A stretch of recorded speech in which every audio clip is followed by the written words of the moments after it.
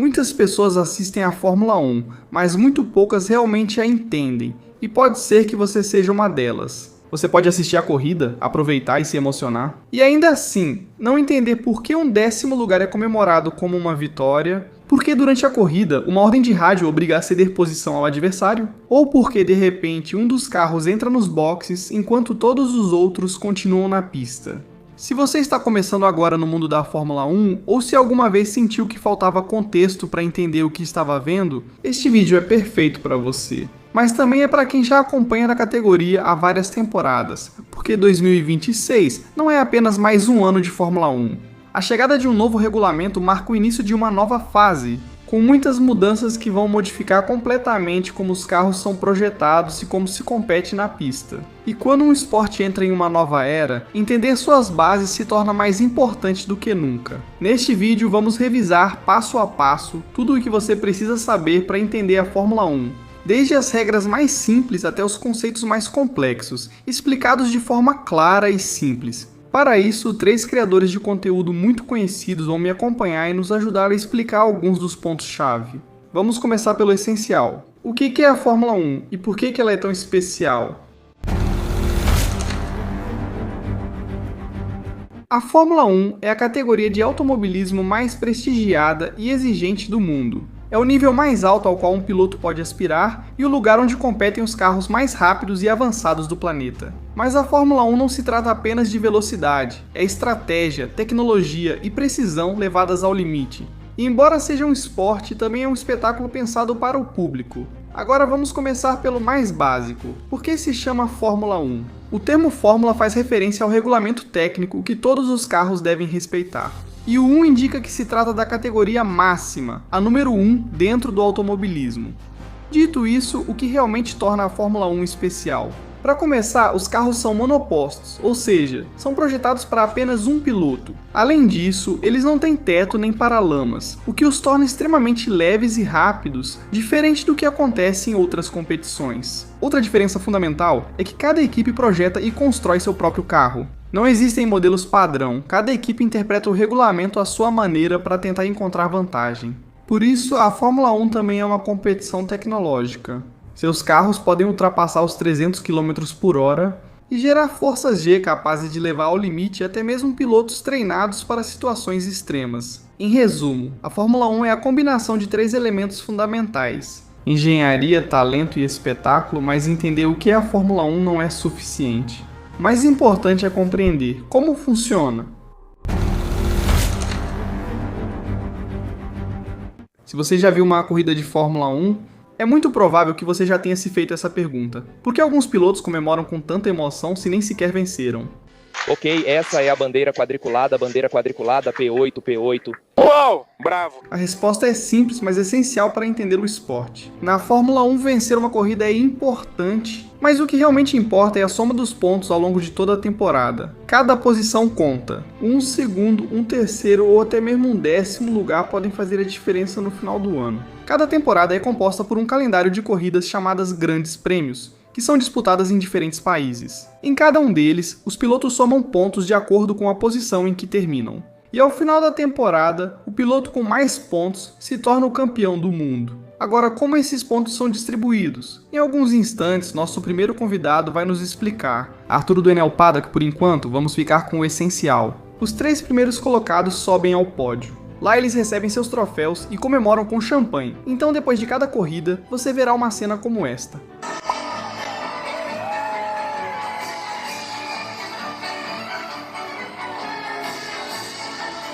Mas antes de continuar, tem algo fundamental que você precisa saber para realmente entender como a Fórmula 1 funciona. Um pit em 11 equipes e cada uma tem 2 pilotos. Isso significa que em cada corrida há 22 carros na pista. Até o ano passado eram 10 equipes na categoria, mas em 2026 a Cadillac se junta ao grupo, que vai estrear com uma dupla formada por Sérgio Pérez e Valtteri Bottas. Essa incorporação obriga a realizar alguns ajustes no regulamento, algo que vamos aprofundar mais adiante. Voltando ao campeonato, cada piloto busca o melhor resultado possível, enquanto cada equipe precisa que seus 2 pilotos somem pontos.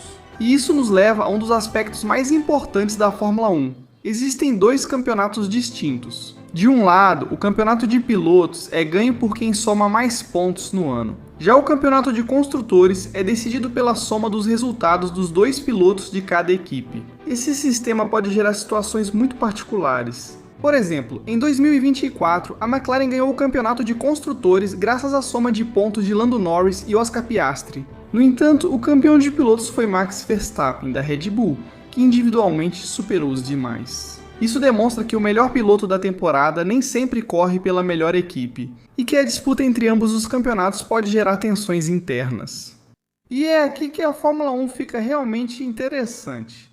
Um piloto sempre quer vencer, mas uma equipe precisa pensar no que é melhor para o campeonato de construtores. Isso pode levar a decisões estratégicas que beneficiam a equipe, mas prejudicam um piloto em particular. É nesse momento que surgem os Team Radios, mensagens dos engenheiros para os pilotos durante a corrida. Com certeza você já ouviu algo como mantenha a posição ou deixe seu companheiro passar. Ok, então o Fernando está mais rápido que você. Você entendeu a mensagem? Esse tipo de mensagem é conhecido como ordem de equipe. E embora geralmente sejam bem claras, nem sempre os pilotos as obedecem. Alguns as aceitam sem problemas. Um caso claro é Oscar Piastri, que deixou seu companheiro passar quando estava disputando o título mundial contra ele. Lando está alcançando ele e está alcançando nesta volta. Como na Hungria no ano passado, paramos nos boxes por decisão da equipe, deixam Lando passar e você pode correr livremente. Amém. Dissemos que uma parada lenta nos boxes faz parte da corrida. Não entendo o que mudou. Mas se quiserem que eu faça isso, eu farei. Outros decidem ignorá-las. Ambos carros estão sendo conduzidos aqui, então só precisamos manter a posição, por favor. Espera, o que? Manter posições? Mas ele é lento. No entanto, os rádios de equipe não servem apenas para dar ordens. Também são fundamentais para a estratégia, para informar sobre o estado do carro e para tomar decisões-chave durante a corrida. Mais adiante no vídeo, vamos aprofundar nisso. Agora, por que as equipes estão tão focadas no campeonato de construtores? Embora o título de pilotos seja o mais reconhecido para as equipes, o campeonato de construtores é o mais importante. Por quê? Porque é ele que distribui o dinheiro. A Fórmula 1 gera bilhões de dólares por ano. Grande parte dessa receita é dividida entre as equipes conforme sua posição no campeonato de construtores. E com a chegada da Cadillac, esses números serão ajustados a partir de 2026. A lógica é a mesma. Quanto melhor a posição da equipe, mais dinheiro ela recebe na próxima temporada. E mais dinheiro significa mais investimento, um carro melhor e mais chances de vencer no futuro. Porque no final das contas, o carro define em grande parte até onde um piloto e uma equipe podem chegar ao longo de uma temporada. Um bom carro pode ganhar corridas, um ruim, com muita sorte, mal consegue brigar por pontos. Por isso, embora o campeonato de pilotos seja o mais lembrado, o campeonato de construtores é o mais importante. Mas então surge uma última pergunta: quem é responsável por fazer tudo isso funcionar?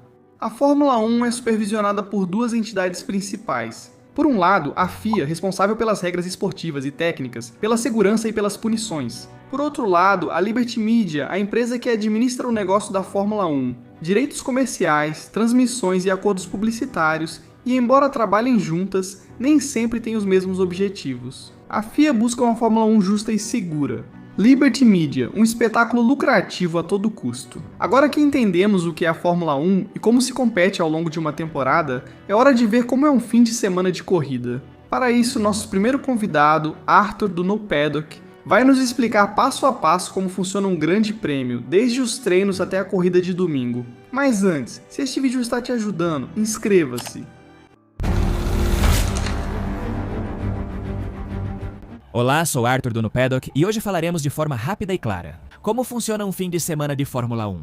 Um fim de semana de corridas normalmente ocorre em 3 dias: sexta, sábado e domingo. Apesar de exceções como Las Vegas, onde a ação inicia na quinta, a regra geral permanece igual. A sexta-feira é o dia dos treinos livres, o sábado é o dia da verdade, uma volta. O domingo é quando os pontos são distribuídos e as histórias debatidas por semanas se concretizam. Na sexta-feira começam os treinos livres, 1 e 2, os famosos TL1 e TL2, e não são sessões de preenchimento, embora às vezes pareçam. Aqui as equipes não competem entre si, mas contra o desconhecido, pois é o primeiro contato com o circuito. São testadas configurações, analisados os pneus, medida a degradação, o consumo de combustível, como o carro responde ao asfalto, às zebras e ao vento. Quanto mais dados você coleta aqui, mais preparado chega no sábado e domingo. O TL1 é pura exploração para ver o que funciona ou não.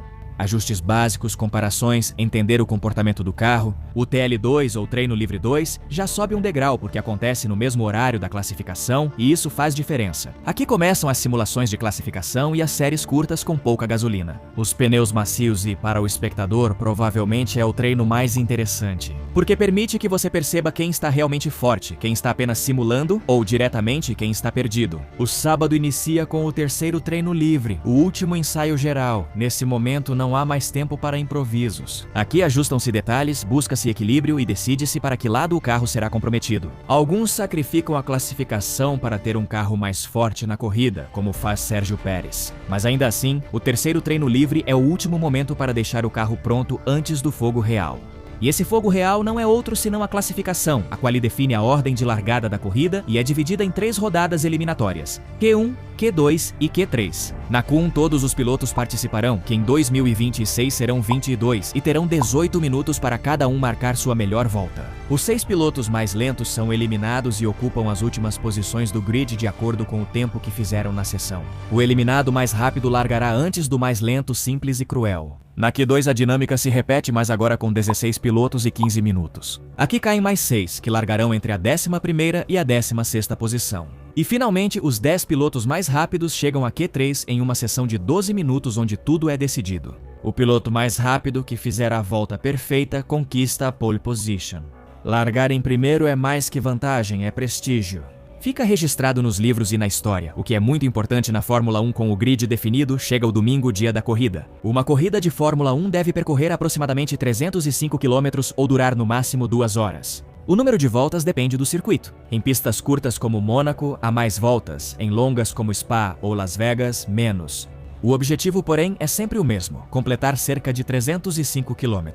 O grid de largada, ou ordem de saída, é definido pelas posições conquistadas pelos pilotos na classificação.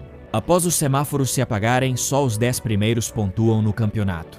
Esses pontos são distribuídos da seguinte maneira: o vencedor recebe 25 pontos, o segundo lugar, 18. E o terceiro, o último degrau do pódio, 15. A partir daí, o quarto lugar soma 12 pontos. O quinto, 10. O sexto, 8. O sétimo, 6 pontos. O oitavo, 4 pontos. O nono, 2 pontos. E o último lugar, apenas 1 ponto. Durante a corrida, o regulamento exige ao menos uma parada nos boxes e o uso de 2 compostos de pneus diferentes. Você não pode correr toda a corrida com o mesmo tipo de pneu.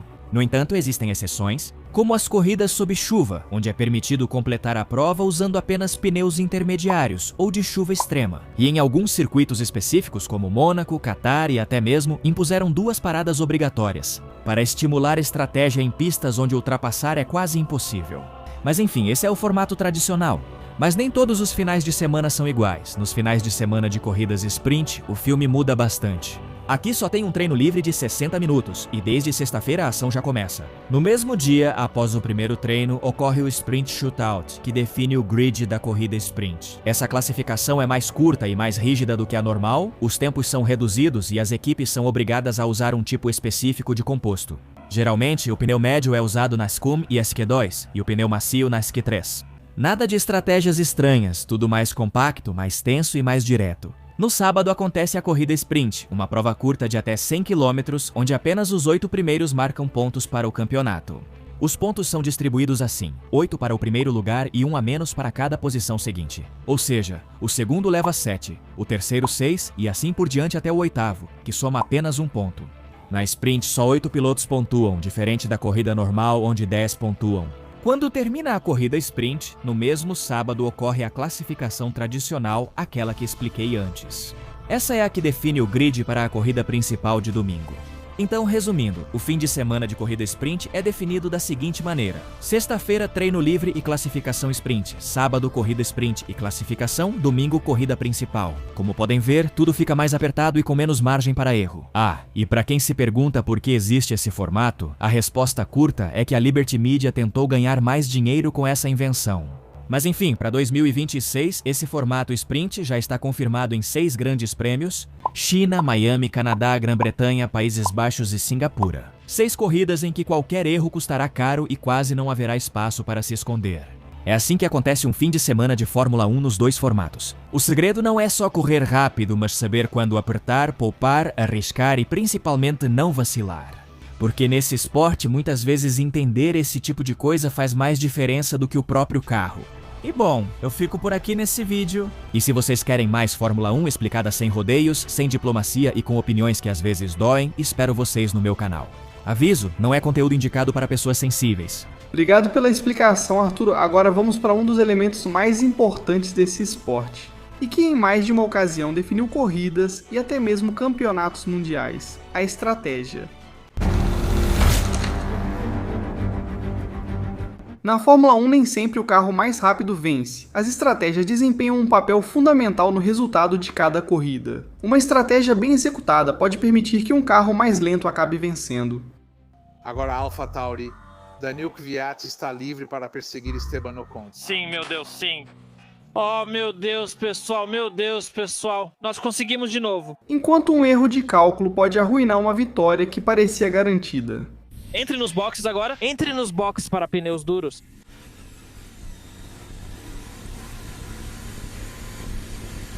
Fique na pista. Porra! Por quê? O que eles estão fazendo? Um dos elementos mais importantes em qualquer estratégia é o uso dos pneus. Todo fim de semana, a Pirelli, fornecedora oficial, seleciona 3 compostos diferentes da sua linha, que vão dos mais duros aos mais macios. Por isso, antes da largada, geralmente se vê algo assim.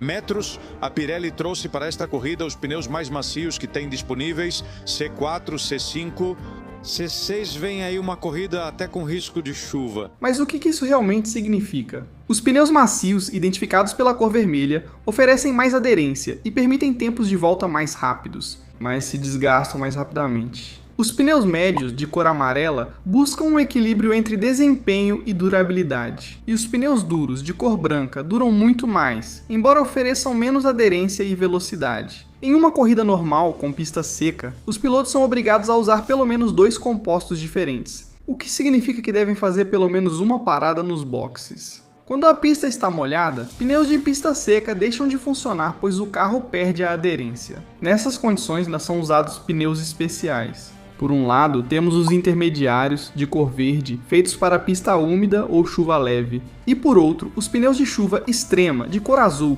projetados para evacuar grandes quantidades de água e evitar a aquaplanagem. Ele vai cruzar a linha de novo, isso vai ser outra penalidade, não? O problema é que, se a chuva parar e a pista começar a secar, continuar com pneus de chuva pode ser um desastre. Ele superaquece e o piloto perde muito tempo. Bom, e é isso que acontece com a pista. Os pneus de chuva já não suportam, mas ainda não é possível usar slicks. Escolher o pneu certo no momento certo pode ser a diferença entre ganhar uma corrida ou terminar com um resultado catastrófico. Mas a estratégia não se trata apenas de escolher os pneus, a degradação também entra em jogo. Os pneus não só se desgastam com o passar das voltas, mas também perdem desempenho à medida que a borracha esquenta e se deteriora. Em casos extremos, eles podem até explodir. Ele está com o pneu furado na reta. Na reta!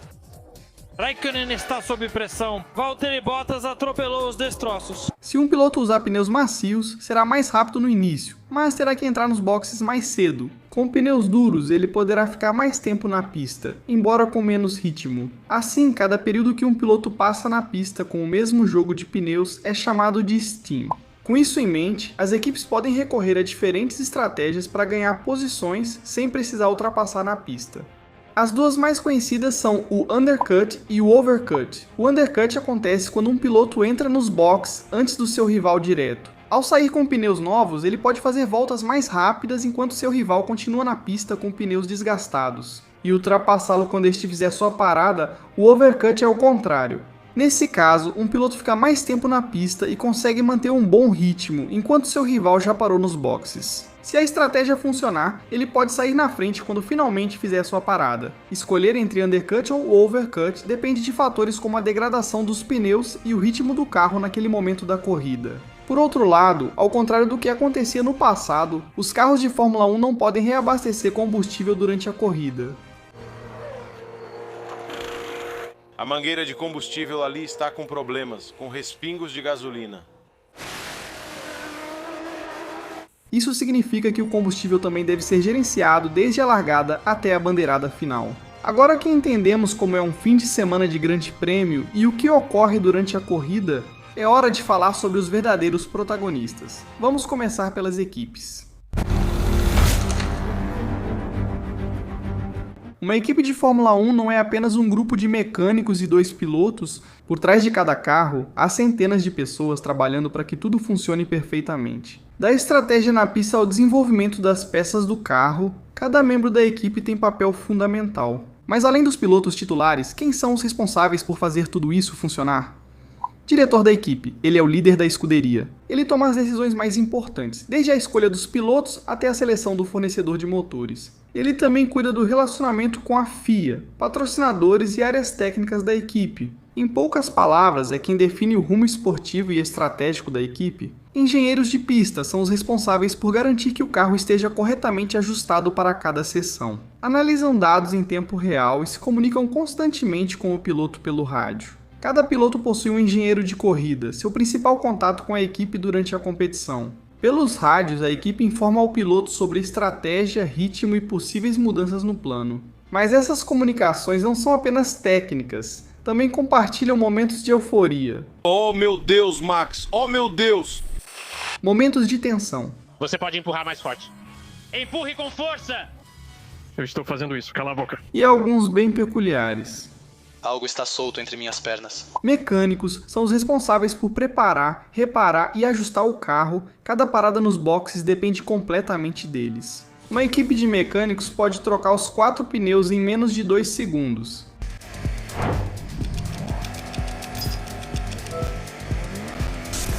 Isso pode decidir entre ganhar ou perder uma posição. Eles também agem primeiro se o carro sofrer danos na corrida. E na classificação, muitas vezes, se um piloto danificou o carro, eles precisam trabalhar contra o relógio para consertá-lo antes da próxima sessão. Estrategistas são os cérebros por trás das decisões durante a corrida. Eles analisam dados em tempo real e decidem quando fazer paradas nos boxes, quais pneus usar e como responder aos movimentos dos adversários. Muitas vezes, eles têm apenas segundos para tomar decisões que podem mudar completamente o resultado de uma corrida. Que é vencido por Michael Schumacher na Ferrari para o deleite de milhares de alemães. Eles venceram essa corrida porque tinham a estratégia certa. Aerodinamicistas são engenheiros que projetam cada parte do carro para otimizar o desempenho na pista. Na Fórmula 1 moderna, a aerodinâmica é tudo. E isso será ainda mais importante com as mudanças que virão na temporada de 2026, algo que veremos mais adiante. O trabalho deles inclui projetar as asas dianteira e traseira para gerar carga aerodinâmica, otimizar o fluxo de ar para reduzir o arrasto e aumentar a velocidade, adaptar o carro a diferentes tipos de circuito. Pequenas mudanças aerodinâmicas podem significar décimos de segundo por volta, o suficiente para decidir uma pole position ou uma vitória. Pilotos de simulador e pilotos reservas. Enquanto os pilotos titulares competem na pista, os pilotos de simulador trabalham na fábrica testando configurações e estratégias. As equipes contam com simuladores muito avançados que replicam cada circuito e diferentes condições de corrida, o que permite testar ajustes antes de levá-los para o carro real. Muitas das decisões estratégicas que vemos na corrida já foram ensaiadas previamente no simulador. Por outro lado, cada equipe conta com um piloto reserva, preparado para substituir um piloto titular em caso de doença ou lesão. Ele não poderá disputar a corrida nem a classificação hoje. Oliver Behrman, piloto reserva da Ferrari, assumirá o lugar. Esses pilotos também passam muitas horas no simulador e, em alguns casos, participam de sessões de treino. No fim, cada membro de uma equipe de Fórmula 1 tem uma função essencial. Desde o diretor até o último mecânico, todos trabalham com o mesmo objetivo: fazer com que o carro seja o mais competitivo possível. Mas mesmo com uma grande equipe, nada funciona sem alguém capaz de levar esse carro ao limite. E é aí que entram os pilotos. A Fórmula 1 é o sonho de praticamente qualquer piloto, mas muito poucos conseguem chegar lá, diferente de outros esportes, onde o talento pode abrir muitas portas. No automobilismo, há fatores que também pesam e muito. O dinheiro e as conexões desempenham um papel fundamental. Desde as primeiras etapas, o caminho tradicional começa no kart, onde os pilotos aprendem as bases da pilotagem e da competição. O que aconteceu com Max? Nada, só um incidente na corrida. Se destacam, seguem para categorias de monopostos, como a Fórmula 4, aí eles começam a competir com carros mais potentes e a chamar a atenção de equipes e patrocinadores. A partir desse ponto, os pilotos mais talentosos e com melhor apoio avançam para a Fórmula 3 e depois para a Fórmula 2, as antecâmaras diretas da Fórmula 1, mas é justamente aí que o caminho se torna muito mais complicado. Para competir na Fórmula 3, um piloto precisa de um orçamento próximo de 800 mil euros por temporada. Na Fórmula 2, esse valor pode ultrapassar 2 milhões de euros por ano. Isso significa que não basta ser rápido, é necessário o apoio de patrocinadores, investidores ou diretamente de uma equipe de Fórmula 1. Por isso, muitos pilotos talentosos nunca conseguem dar o salto, simplesmente porque não têm os recursos necessários. Um caso muito claro é o de Filipe Drugovich. Ele venceu a Fórmula 2 em 2022 e tinha nível para chegar à Fórmula 1, mas não encontrou um assento disponível. Em 2025 acabou vendo seu sonho de estrear na categoria se afastar definitivamente. Sua única opção estava na Aston Martin, onde era piloto de testes, mas esse assento pertence ao Lance Stroll, filho do dono da equipe. Stroll, ao contrário de Drugovich, nunca precisou se preocupar em encontrar um lugar no grid, graças ao investimento de seu pai. Estreou na Fórmula 1 com apenas 18 anos e hoje continua competindo em uma equipe construída ao seu redor. O talento é importante, sem dúvida, mas o dinheiro continua sendo um fator decisivo. E ainda assim, chegar à Fórmula 1 não garante nada, porque nessa categoria chegar é só o primeiro passo, se manter é ainda mais difícil. A cada temporada, apenas 22 pilotos têm um assento e qualquer erro pode custar o seu lugar. Agora que já entendemos como os pilotos chegam à Fórmula 1, é hora de falar sobre as máquinas com as quais competem, os carros mais avançados e rápidos do automobilismo, sobretudo levando em conta a enorme quantidade de mudanças que os novos regulamentos e os carros de 2026 vão trazer. Para isso, contamos com nosso segundo convidado, que participou do vídeo do ano passado e por quem tenho grande apreço. Mas antes, se este vídeo está te ajudando a entender a Fórmula 1, inscreva-se! Os monopostos das novas regras apresentam várias mudanças físicas. Em primeiro lugar, eles vão ser 20 centímetros mais curtos entre eixos e 10 centímetros mais estreitos, o que os torna bem menores, e também 30 quilos mais leves. Isso tem o objetivo de mudar o rumo da evolução dos monopostos para que fiquem mais leves e ágeis. A aerodinâmica também passa por grandes mudanças. Em primeiro lugar, a asa dianteira vai ter 3 elementos em vez de 4, e a traseira 3 em vez de apenas 2. Vocês devem ter ouvido que esses elementos serão móveis e podem mudar. Seu ângulo de ataque entre duas posições para usar nas curvas e ser mais rápido, ali gerando mais carga aerodinâmica, e outra nas retas para perder carga e arrasto, ficando muito mais rápido em linha reta. Também teremos um assoalho bem mais simples, sem canais de Venturi, com um difusor muito menor e bordas mais limpas. Os backbores, áreas atrás das rodas dianteiras e a asa dianteira terão efeito in-wash. Ou seja, vão direcionar o ar para dentro do carro para que não afete os carros que vêm atrás. Também veremos rodas menores, 25 mm mais estreitas na frente e 30 mm mais estreitas atrás. E as rodas ou aros, como você chama a parte metálica da roda, vão continuar sendo de 18 polegadas. Embora vejamos as mesmas cores, como branco, amarelo e vermelho, quimicamente cada composto é diferente. Porque por serem mais estreitos, eles precisam suportar forças maiores pela mesma unidade de área. Agora, uma das principais mudanças. As unidades de potência de 2026 trazem muitas novidades. Para começar, o motor de combustão interna é muito semelhante ao das regulamentações de 2022, com algumas mudanças menores, mas não vamos entrar nesse detalhe. Por outro lado, sim, o MGU-H é eliminado, que é um motor gerador elétrico, que fica localizado no meio do turbo para ajudar a acelerar e também recuperar energia que ajudava a carregar as baterias. Esse será eliminado.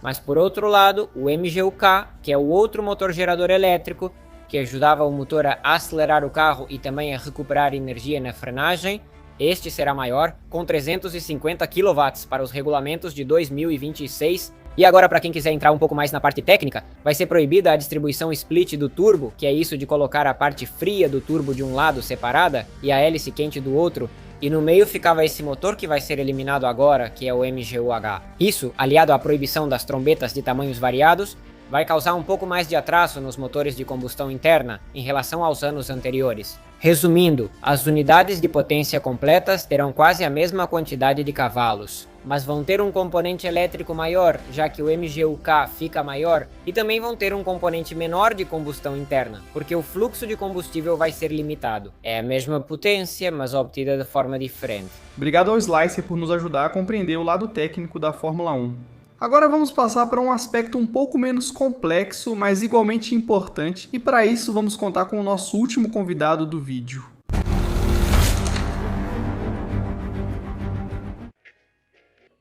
Adrian, é com você. Ah, sim! Olá, meu nome é Adrian e estou aqui com o único e especial propósito de te explicar algo muito importante se você quiser entender a Fórmula 1. Estou falando das bandeiras. As bandeiras, não as outras. As bandeiras são sinalizações coloridas que você verá tanto nas telas quanto em bandeiras ondulando pelos comissários ao longo do circuito, que tem o propósito de informar os pilotos sobre certas situações que acontecem na pista. Por exemplo, são usadas para segurança. Imagine um acidente na pista. E agora imagine que o resto dos pilotos continuasse correndo normalmente. Meu Deus, que solzão! Mas que seria perigoso. É aí que entram, por exemplo, as bandeiras amarelas, responsáveis por informar aos pilotos que eles precisam reduzir a velocidade, pois há algum perigo na pista, e bandeira amarela dupla caso esse perigo seja maior. A bandeira verde, por outro lado, é usada para informar que o perigo já passou e que eles podem retomar a competição. Agora, se a batida ou incidente continuar, será exibida a bandeira de safety car. Isso indica a entrada de um bonito safety car esportivo da Mercedes, que tem a missão de agrupar e desacelerar todos os pilotos que são obrigados a segui-lo sem ultrapassar, enquanto pessoas limpam o incidente em outra parte da pista. O curioso do safety car é que ele pode mudar completamente uma corrida, pois se você tem um grande prêmio entediante ou sem ação, esse carrinho pode mudar toda a dinâmica porque junta todo mundo, por isso a reação mais comum ao ver um safety car é mais ou menos assim. Não está muito animado, hein? Bandeira amarela. Tem um carro parado. Carro de segurança, segurança.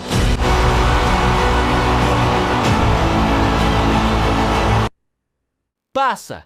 Agora sim, se a batida chega a níveis caóticos ou a pista está em condições muito perigosas, é quando sai a bandeira vermelha. Informa aos competidores que devem voltar ao pit quando a corrida é pausada. A bandeira quadriculada marca o fim da corrida ou sessão. A bandeira azul indica que você deve deixar os líderes da corrida passarem caso você tome uma volta. E depois há toda uma lista de outras bandeiras, mas estas aqui são as essenciais se você quer entender a Fórmula 1. O que ocorreria se um piloto ignorasse tudo isso? Bem, a Fórmula 1 passaria a ser algo como: estou chegando! Riz! Contra Hamilton! Contra Hamilton! Não! Riz! Eco! É aí que entram as penalidades e, por mais louco que pareça, os pilotos na pista não podem fazer o que quiserem.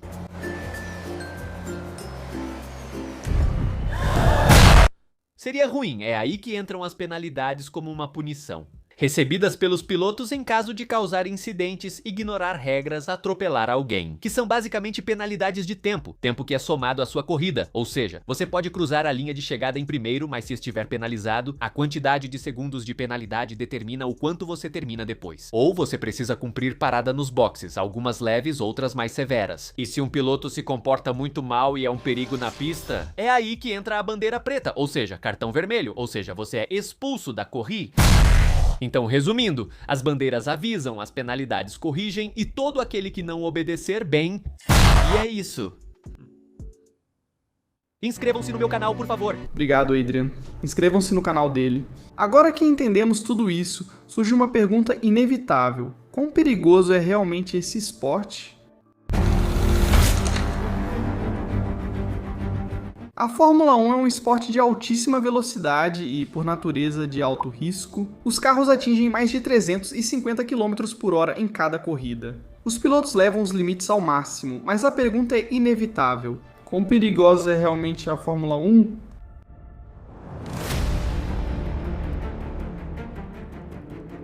Em seus primórdios, um esporte mortal, em suas primeiras décadas, especialmente durante os anos 50, 60 e 70, a segurança da Fórmula 1 era praticamente inexistente. Os circuitos não tinham áreas de escape, os carros ofereciam pouca proteção, e as equipes de resgate demoravam vários minutos para chegar a um acidente. O resultado foi trágico, dezenas de pilotos perderam a vida nas pistas. Mas a cada tragédia, a Fórmula 1 aprendia e evoluía. Hoje, a Fórmula 1 é consideravelmente mais segura graças a uma combinação de engenharia avançada, tecnologia e regulamentos rigorosos. Um dos avanços mais importantes foi a introdução do Halo em 2018. Trata-se de uma estrutura de titânio colocada sobre a cabine do piloto, projetada para proteger sua cabeça em caso de impacto. Quando foi apresentado, recebeu muitas críticas.